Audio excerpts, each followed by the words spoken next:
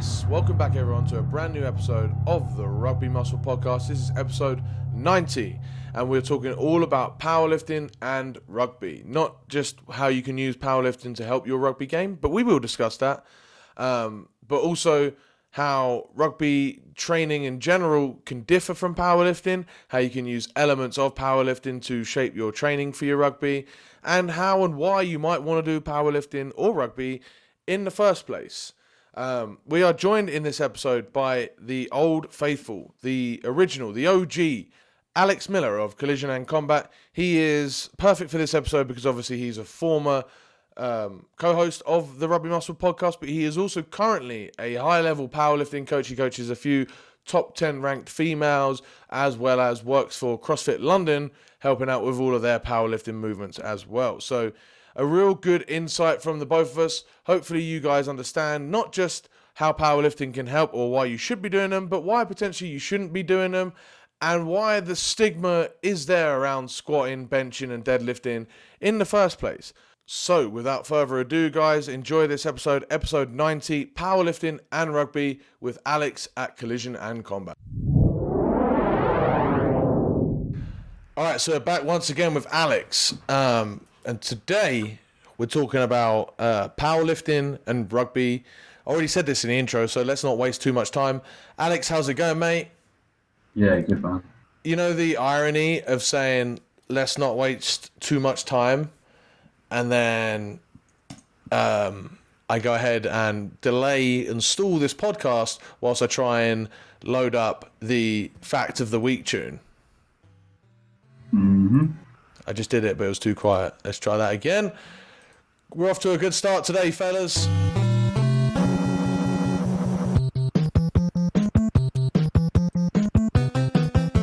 All right, Alex. It's time for Fact of the Week. I love that theme tune. Okay. The creators of Mario only gave him a moustache because it was easier when drawing a face if pixels available. Really? Yeah. It was easier just to make a black block. Yeah. Hell yeah. That, my friend, is an interesting fact. I don't have the tune to say that, but whatever. Sweet. Interesting fact. Awesome stuff, mate. And today we're going to talk about powerlifting and rugby. So, I guess, why are you the dude that's on this podcast for powerlifting and rugby, mate? You don't know any other powerlifting coaches? Correct. Are you a powerlifting coach? Yeah, the majority of the work I do is powerlifting. So let's talk about the people that you've worked with. Currently, I've got 4 girls in the top 20 in the world, in different weight classes. This year, well, last year I guess now specifically, I had girls competing in World Championships, regular record breakers, USA Nationals. For that. What about yourself? What are your lifts? My lifts? Yeah, they're okay. Tell me them.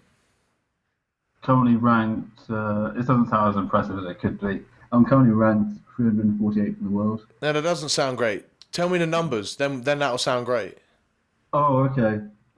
Just came up on a 300 kilo deadlift, 250 squats, and I'm at one generous 147 bench. Hey, that's not bad. My bench fucking sucks, man. My bench is like less than half my deadlift. It's all good. All right, so you're in a good position to talk about powerlifting and rugby, mate. Sounds like. Yeah, and I like to pick things up. Which is actually very. It's good that you're on because I didn't want to do this and sort of knock it, or it's good to have people that are sort of in that sport to defend that sport. And I'm going to try and do this with Speedy, try and do it with a few strong men, and I'm going to try and sit because we've done it before about we've done other sports for rugby, but we've never really looked at them in detail and said, right, why is this specifically good, or why is this specifically what have you got to be careful of if this is what you want to do. So we're kicking this off with powerlifting and rugby because for the most part, when people get into the gym, bodybuilding obviously is a thing, but once you really prioritize strength, you inevitably get led to the big three. you probably inevitably get led to Mark Bell Super Training Gym and figure that you've got to do, you get your strongest bench, deadlift, and squat, and that might persuade people to end up competing in powerlifting, but it will always put a bit of a focus on there, and so we think it's something that people need to consider. Yeah, absolutely. There's a huge bias in the strength community towards powerlifts. Yeah, because it's a sport, and we'll get into that. We'll get all into it, but first thing that we have to point out here is that powerlifting, I just said it, is a sport, as is rugby. So right off the bat, you've got to understand that if you want to go down this route and you want to do powerlifting program and you want to do rugby, understand that then technically you are competing or you're training for two different sports at the same time. And when you look at high level athletes, rarely do you see that. So never now. No. Maybe 100 years ago. Maybe Sonny Bill, I think. But no, I mean, you can't compare Sonny Bill to other regular humans. So no other humans. He wasn't a good enough boxer to use playing for other sports.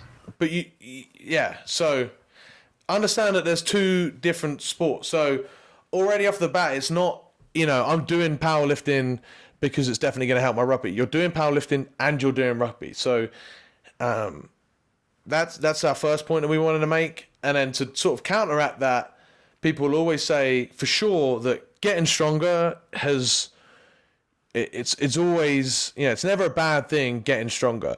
The process of getting stronger or the other things that you do to get strong could be, but there's nothing ever going to be wrong with getting stronger. So let's go back to Sonny Bill Williams for a second. Sonny Bill Williams did not have, well, firstly, I've got a better bench press than Sonny Bill Williams. I am not a better rugby player than Sonny Bill Williams. Are you not? I mean, I know it sounds crazy to you, mate. Yeah. I thought you were good. Passable at best. Oh, you're just not as good as one of the best players of all time and just the freak of all freaks? The point is that he didn't have the best bench press in the team either. He had one of the lowest bench presses in the team. Yeah. He moved 140 kilo faster than anyone else. Yeah. So his ability to accelerate the strength he had was highest, which is kind of the key factor there. Yeah. So what we're saying is, whilst getting stronger is never a bad thing, it's definitely far from the only thing if you're talking about rugby. Yeah, absolutely. For sure.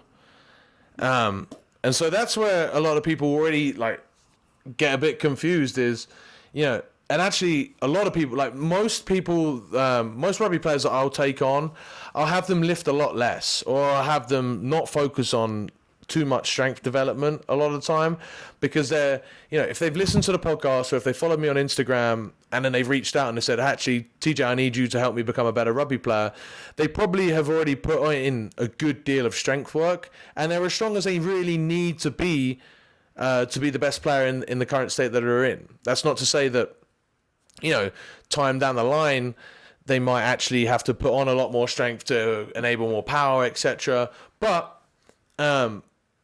if you look at them as a player as a whole, strength is never usually the thing that needs to be worked on for people that reach out to me, and probably you that listen to this. Yeah, I agree with that. But if you want to get stronger, if you think that is important to you, then powerlifting is a great way to do that. But again, it's a good way to do that and sort of be because there's a lot of powerlifting programs out there that you can take and you can sort of apply. But what we also wanted to think about is powerlifting is a competition of your squat first, right? Do you squat first? Yeah. You squat and then you bench and then you deadlift and you get 3 lifts. 3 lifts of each. 3 attempts at each lift, yeah. 3 attempts at each lift. I don't know why I drew a blank there. I wasn't sure if it was different to Olympic weightlifting. You get 3 attempts at each lift to post up as much weight as you can. That's a sport. That's the competition of it. And you can't say, I'm doing powerlifting, except I'm doing bench Except instead of doing bench, I'm doing overhead press, right? Because then you're not doing powerlifting, you're doing something else. Yeah, you're making sure. And so that brings around the question of, yeah, you need to get stronger. Yeah, you need to have good structures. You lift. All of that can be done through powerlifting. That's great. But as a rugby player, do you have to squat, bench, or deadlift? No, not at all. And why might you consider doing other things other than squat, bench, or deadlift? Beats you the fuck up. Yeah, yeah. But it's really demanding in your body. So let's go through that. So one of the pros of the big three, as they're called, is that they are massive compound lifts, meaning you can pretty much shift the most weight with these three lifts, more so than any other standard classic lift. And therefore, you're going to get a lot of bang for your buck with each movement. But, as Alex alluded to, because these movements are so, there's such a big such a big compound movement. There's a lot of stuff going on, a lot of stress going through the body. That's great in terms of getting stronger and making those adaptations. But it's not so great in terms of having you feel great for the next few days, or having you feel great in the long run if you're just doing lots of bench, squat, deadlift for months on end, and playing rugby on top of that. Yeah, just like the positions in powerlifting don't lend themselves to the positions in rugby. For example, if you are consistently tackling and consistently hitting rucks or scrummaging, shoulders take a beating. Okay, and that beating may result in you having to increase the stability around the shoulder joint, right? Yeah. An increase in stability around the shoulder joint without concurrent increases in mobility or the ability to control the movement through range of motion will stop you getting in a position for a squat, for example. Yes. So you'll end up then putting extra torque, like maybe through the elbow, you end up this flare up, like a golfer's elbow or something, or tennis elbow. Whereas if you're using a different variation of a squat, where maybe there isn't that demand on the shoulder, you can avoid that completely. Yeah, for sure. And that's just one example of things in rugby that put a stress on the body, and then things in powerlifting that add to that stress rather than assist with alleviating that stress almost, either in the short term or the long term.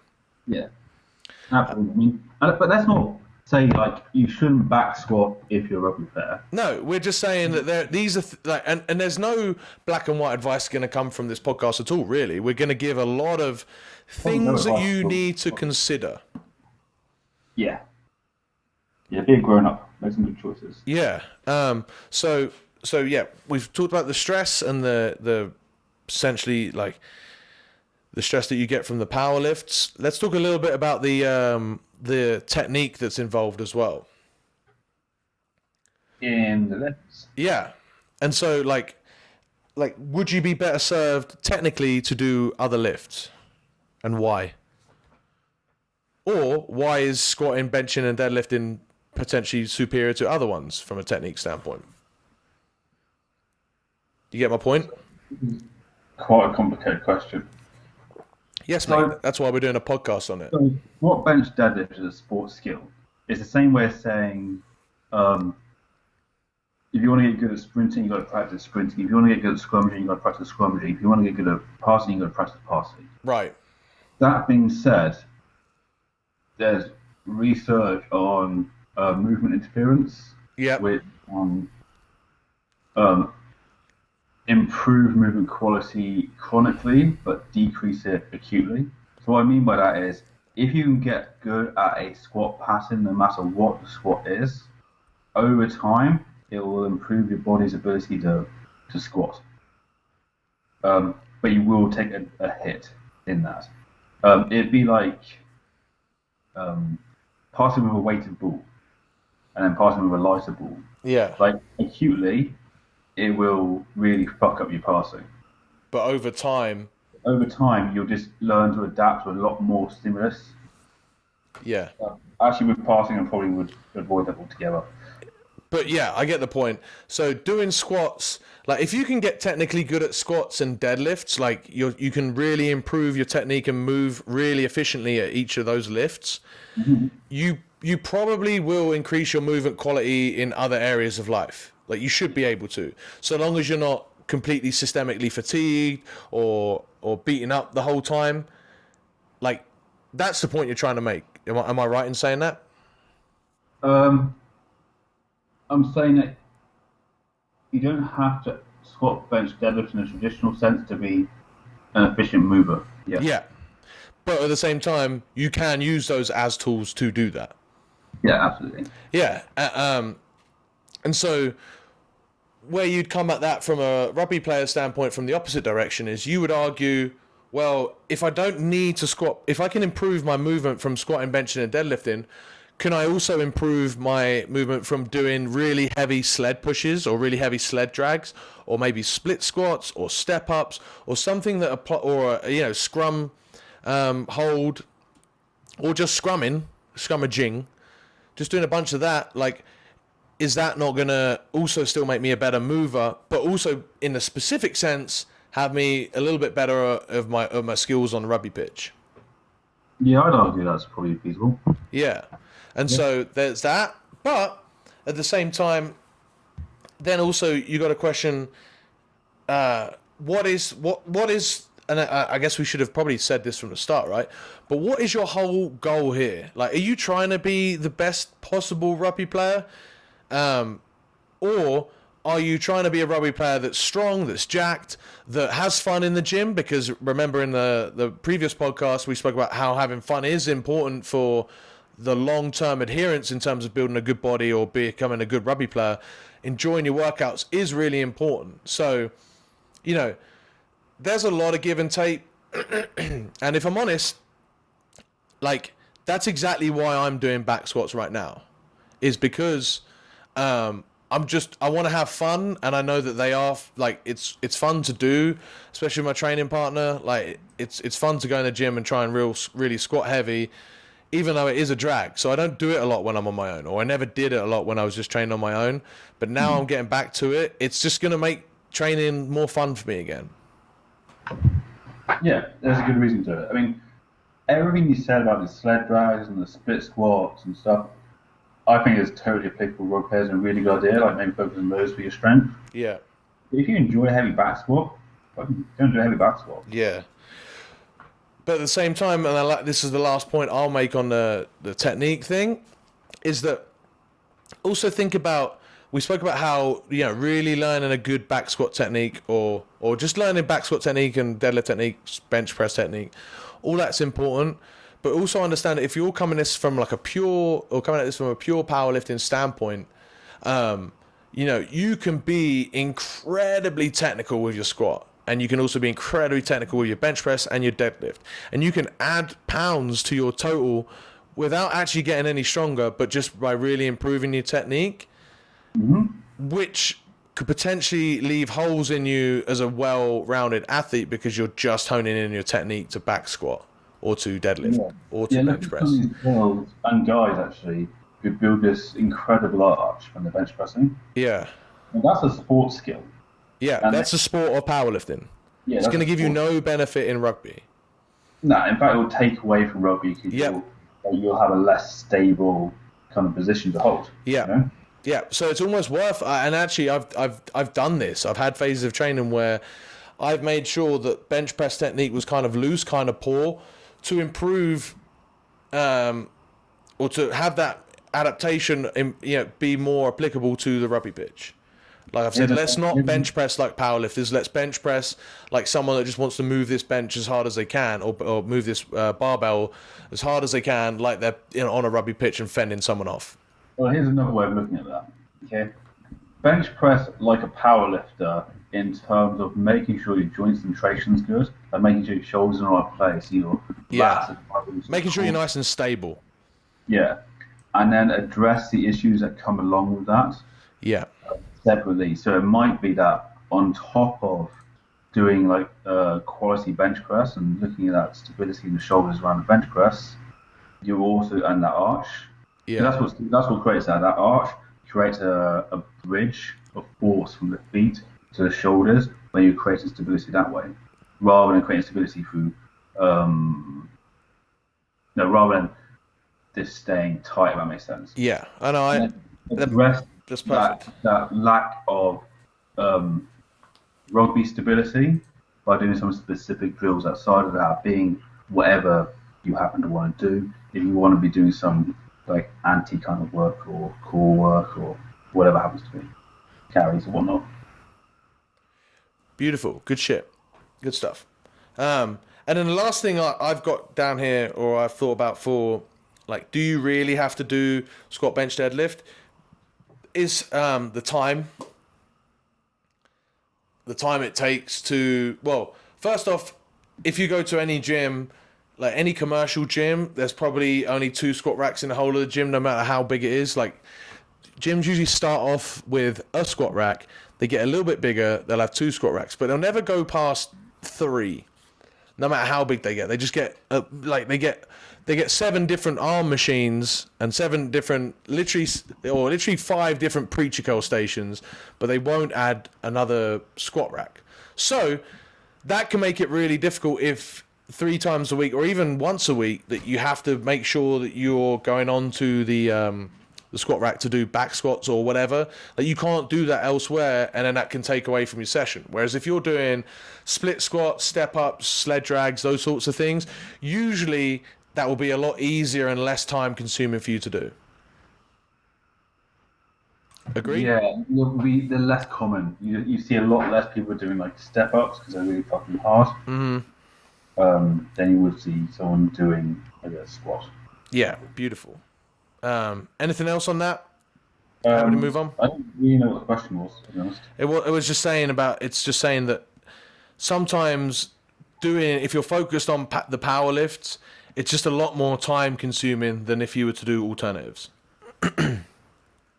Yeah, there'd be a lot more competition. Yeah. And time consuming, like, systemically. Like, if you're doing split squats, no matter how much they suck, like, it just doesn't take the 5 minutes that you need of rest that you would do for a back squat, plus the amount of warm-ups that you would need to do for a back squat and a deadlift. Like, that all adds into a lot of time that you need to be putting in. It's interesting you say that about systemic fatigue from a squat, because for the last month, just over a month, 2 months actually, my powerlifters have been doing no squatting with a barbell. They've been doing split squats, tempo. Yeah. Just use that fatigue from heavy squatting. They came off the back of a month-long testing block, basically, and to start getting rid of that fatigue, we start split squatting because it's so much less taxing on the torso. Yeah. Absolutely. And that then helps you get in more volume. And actually, that's sort of the next point. So, where I see another negative of doing powerlifting and rugby is all of the other work that you could possibly do that could get taken away from performing the powerlifts. So that's more in reference. I mean, at the minute, we're talking about just different lifts and different movements that you can do that allow, like, essentially you'll be able to get quite a bit more volume without the fatigue if you just cut out squatting or back squatting and deadlifting, for sure. Yeah.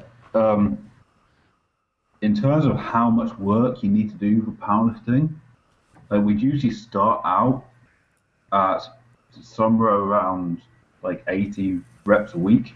You're right. Does that make sense? Yeah. Per body part or per muscle. Yeah. If you look at Cody's work, Cody's at Auburn. He's one of the professors there.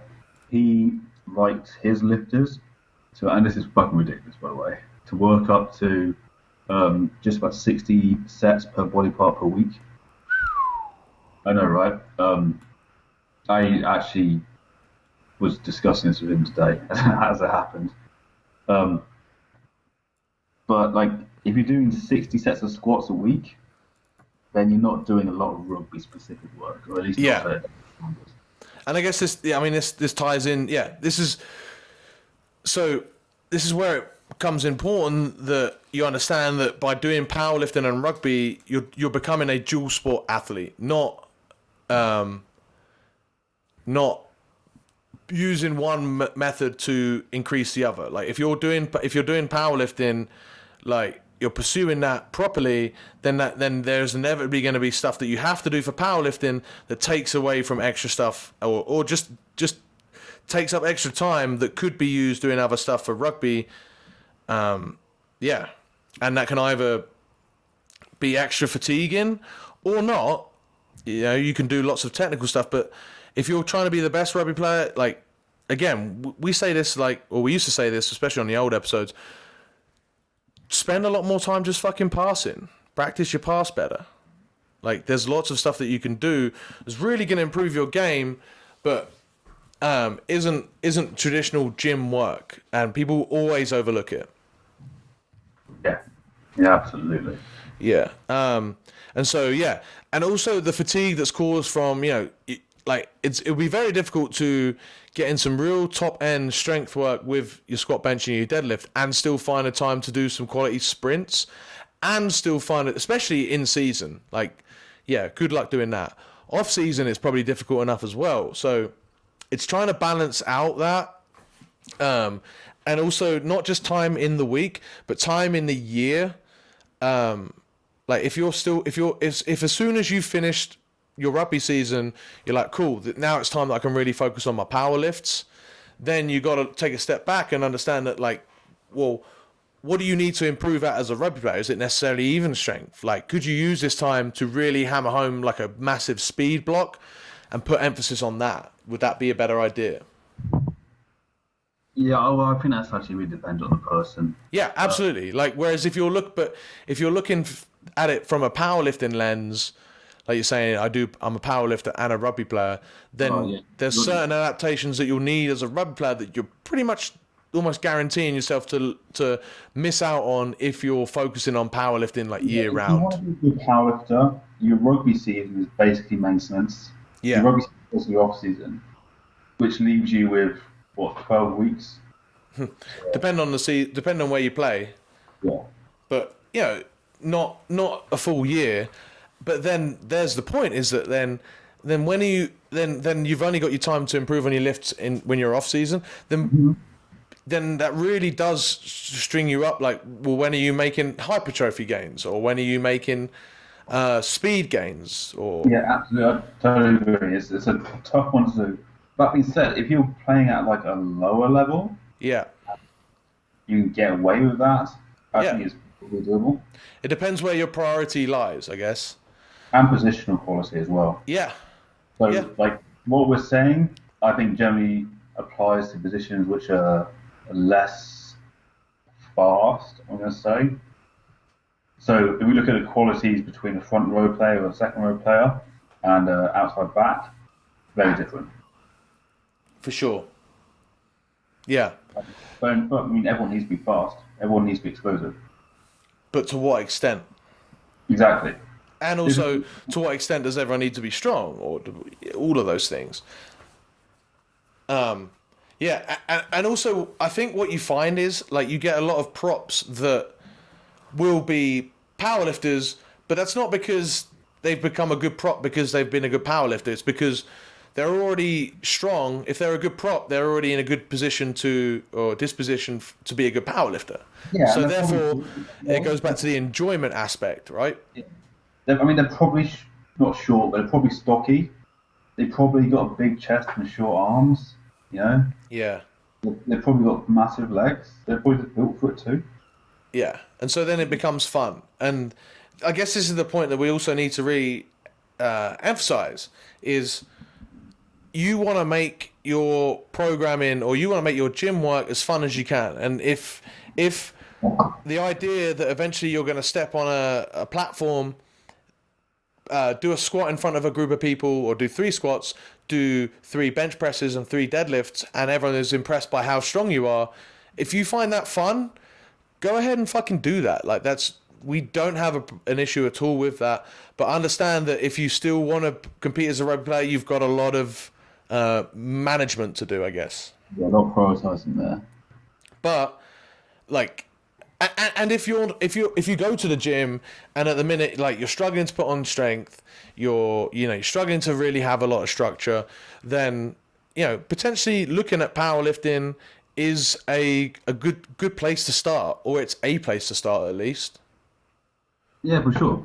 I mean, it's hard not to get stronger when the priority is to get stronger. Does that make sense? Yeah. Like, it's because it's something that's really important, is really prioritizing like your goals, right? So if you want to look better, but you're also a rugby player, make sure that you understand that you want to look better. Like, there's no shame in that, and there's no need to do 20 sets of medicine ball slams when that time could be spent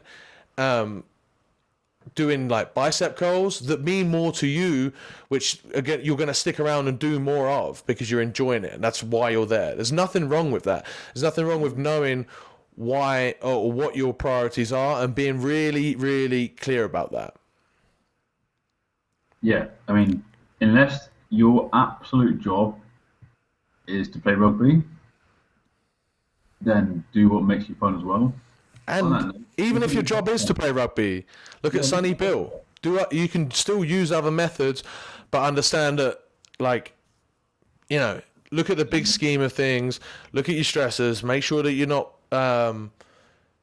just doing stuff because that's what everyone else does. Make sure you've got like sort of an idea of exactly what you want, and then you can go about doing that. Yeah. Sweet. Any other points that you want to add to competing in powerlifting versus and competing in rugby At the same time? Yeah. Just be aware that you're going to have to miss some matches if you're competing in season.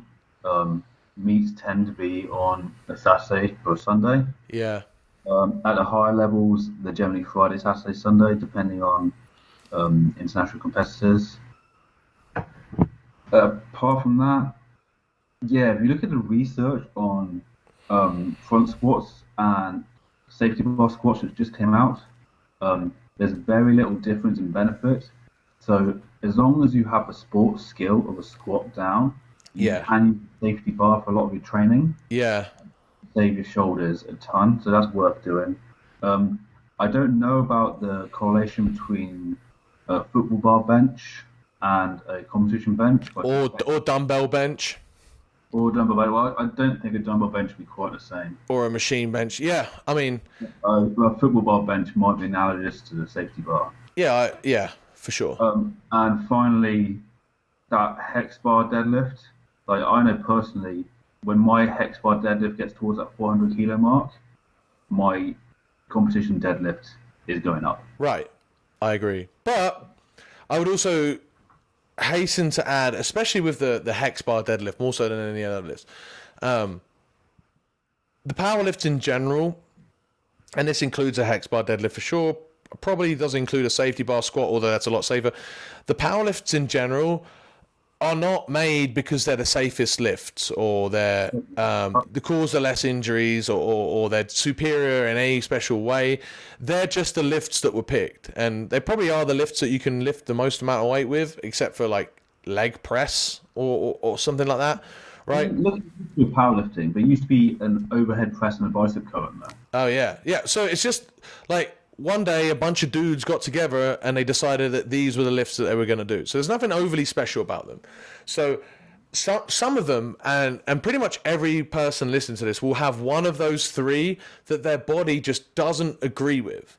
And no matter what they do, I mean, they could spend years, fixing the technicality or doing whatever, but they might be better off, at least with one of those lifts, just removing it and replacing it with something else, whether that's a deadlift and you replace it with like a stiff leg or another sort of hinge pattern, or it's a squat and you replace it with split squats or leg press or step ups or sled drags. You can do, or pushes. You can do like these 4 squats or deadlifts, and just have a well-rounded program that doesn't necessarily have to include squat, bench, or deadlift.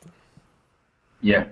Because those, like bench press could mess up your shoulders, deadlift for sure can mess up your hamstrings, back, those sorts of things. Squats can do everything, So Just be careful and just understand that there's nothing overly special. But again, improving your squat, bench, and deadlift is pretty fun. Yeah, I mean, we have to look at the other consideration that, let's say, when we're sprinting, we have 0.3 seconds to put force into the ground, right? And we can put about 30% of our max strength into the ground in that time. If we can produce 1,000 force at one point and then produce 10,000 force at another point, 30% of the higher number is always going to be more force. Yeah. So there's never a time where you want to be weak, but there is a limit to how strong you want to be. Yeah, absolutely, for sure. And with that, well, there's not a limit for how strong you want to be if you're a powerlifter, but as a rugby player, for sure. Yeah, rugby, yeah. So, yeah. We have a whole other podcast about getting good at powerlifting, but we're not going to do that right now. Yeah. All right, cool. Thank you very much for listening. Go and follow, to watch more powerlifting expertise, I guess, in action. Just me deadlifting. Head on over to I know you never post your bench, at collision_and_combat, at tj.strength for maybe a few not poorly executed, but not too impressive power lifts to do or watch them being done by me. And just general infographics and advices over at tj.strength, tjstrength.com, rugby-muscle.com, rugbymuscle.com, all of there. Go ahead, go to iTunes, give us a 5-star review. It really, really does help, and it takes you like 10, 20 seconds, and I'll read them out on the next podcast. But for now, thank you very much for listening. Alex, any closing notes? Powerlifting better than rugby. Boom. It's not true. See you, fellas. All right, guys, thank you very much for listening. If you've enjoyed this episode, or if you've enjoyed any episode of the Rugby Muscle Podcast, please go ahead and give us a 5-star rating and type a quick review. It takes about a minute, and it really helps us out a ton, helps grow the show, helps grow Rugby Muscle, and in turn, we will be able to give you guys the best quality content, information, and programs that we possibly can. If you're interested in any of that stuff, like the free physique nutrition video series, or the TJ Strength Supplement Guide, or the 50 free rugby conditioning sessions, you can find them all at rugby-muscle.com or by going through my Instagram profile at tj.strength. Give me a quick follow, and until next time, guys, I've been your host as always, TJ. See you soon.